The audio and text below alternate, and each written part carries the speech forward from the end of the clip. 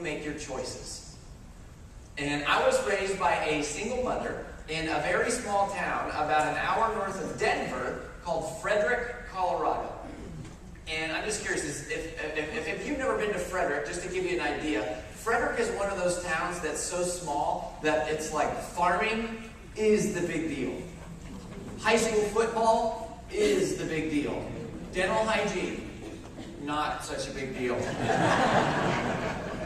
And my mom sold Mary Kay Cosmetics, you know, the makeup company. I'm sure many of you have heard of Mary Kay, which means that I grew up around women my whole life who were constantly teaching me all of these different principles of success. It also means that I know more about makeup than I do about cars. I mean, ladies, every morning when you wake up, you stand in front of the mirror, and it goes wash, toner, moisturizer, foundation, wrinkle-free eye cream, base eyeshadow, dark eyeshadow, blush, eyeliner, mascara, liner, lipstick.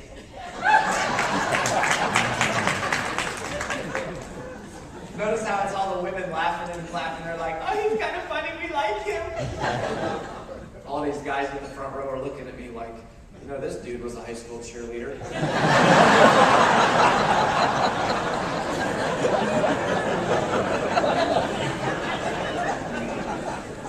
But my mom used to say that success comes down to the choices that we make. And here's a choice that I just want you to think about to yourself for a second.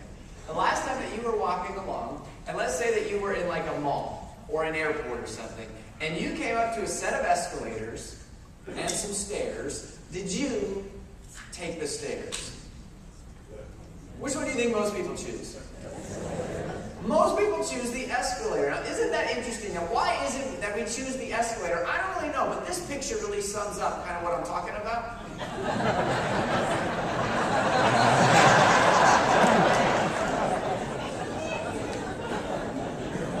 And you know, this is real life. This is a real picture that we are naturally programmed to take the shortcut, to look for the easy way, to kind of gravitate towards the path of least resistance. And yet, you know, this is the world that we sort of live in.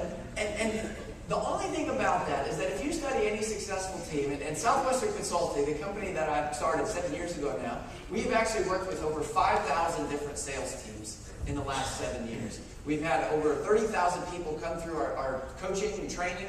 And you know, I've had the good fortune to be mentored by some of the world's great thought leaders. I was very close with the late Zig Ziglar. I'm sure some of you maybe are familiar with Zig. I've had an opportunity to know Dave Ramsey pretty well and get to learn from them.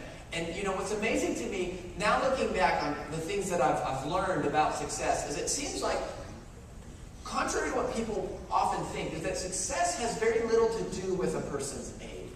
It has almost nothing to do with their education level or their ethnicity or their background or who their parents were or where they grew up. I mean, the only thing that every single successful person has in common and every successful team has in common is that successful people have formed the habit of doing things they know they should be doing even when they don't feel like doing them. In other words, success in anything in our life is not about taking the escalator. Success is about taking the stairs. About doing those things and getting other people to do the things we know we should be doing even when we don't feel like doing it. But we don't really live in a take the stairs world, right? I mean, we live in an escalator world. You don't have to go any further than the nearest magazine stand at the checkout counter to see this stuff. Always somebody out there showing you how to get rich quick. How do I make the most amount of money with the least amount of effort? And it's not just in our financial lives, it's in our physical lives too. Some of you will recognize this is actually a picture of Dr. Jim Puckett with his shirt off.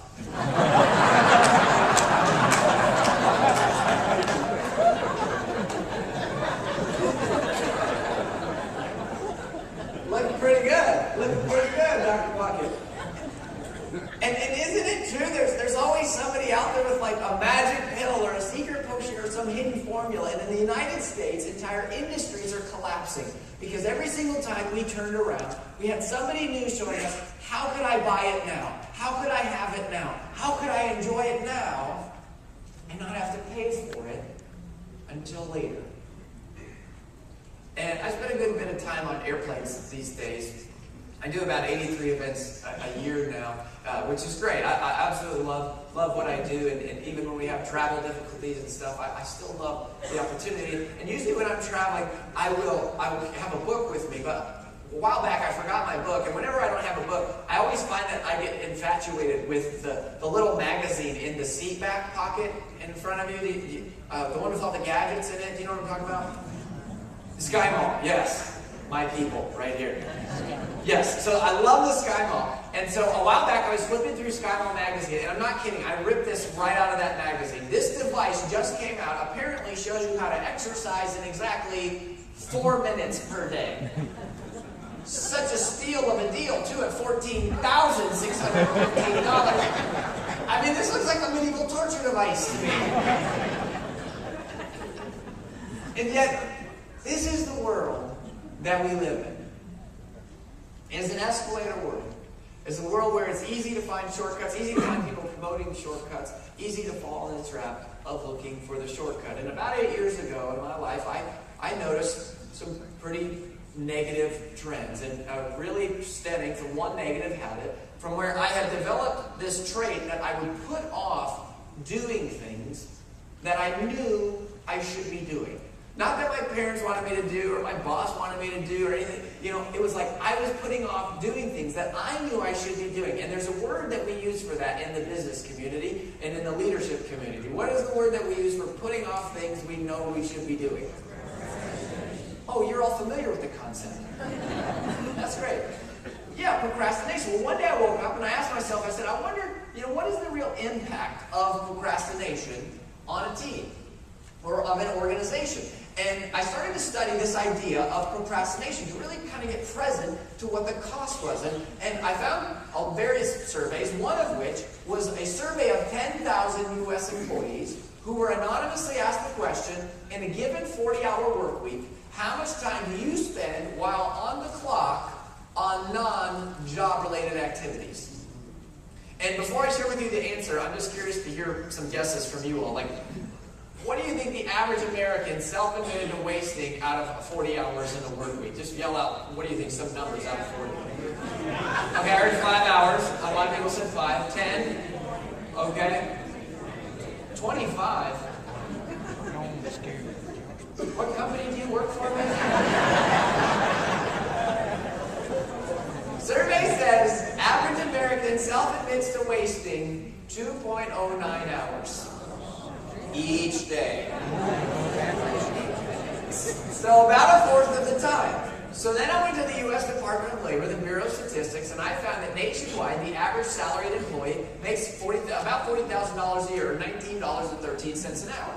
Which means that if we are procrastinating an average of 2 hours out of every single day, that our procrastination costs our employer or our organization $10,396 per year. Per employee. Procrastination is the most expensive invisible cost in business today. And yet nobody ever talks about it because it doesn't show up as a line item on our P&L or on our budget.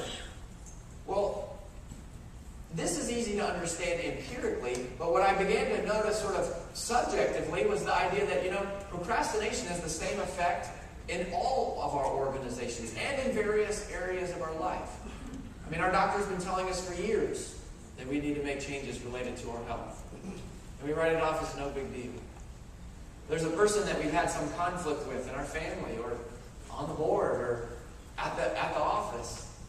And we try to sweep it under the rug, or just they're not worth having that conversation. And one day that builds up and it explodes. There's difficult conversations that need to be had in our relationships.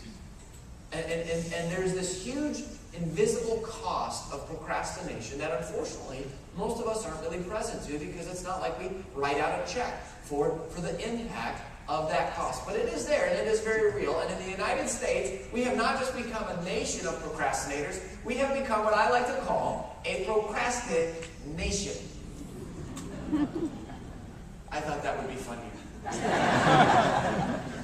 Anyways, there's 3 different types of procrastination I want to introduce you to. Now, the first one is the one that we all think of when we hear the word, okay? And some of these will apply to you, some of these apply to the people